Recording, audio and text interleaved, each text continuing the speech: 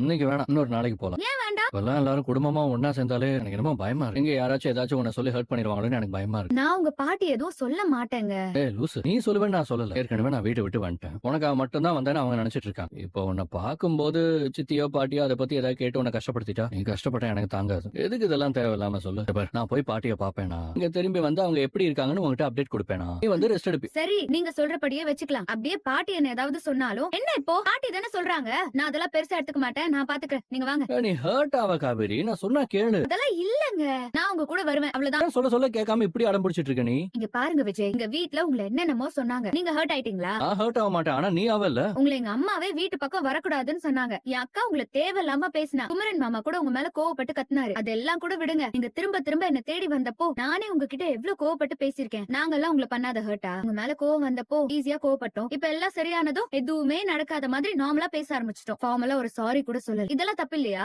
நான் கேளு காவேரி. அட வாங்க பாஸ். பாட்டி எப்படி இருக்காங்க இப்போ? நீ வீட்டுல இல்லங்கிறத அவ கண்டுபிடிச்சிட்டா. என்ன சமாதானம் சொன்னாலும் கேட்கவே இல்ல. ஏதேதோ சம்பந்தம் எல்லாம் பேசிட்டே இருக்கா. என்ன பண்றதுனே தெரியலப்பா. நீங்க எதுவும் கவலைப்படாதீங்க. நீங்க நல்லா ரெஸ்ட் எடுத்தாலே உங்களுக்கு எல்லாமே சரியாயிடும்.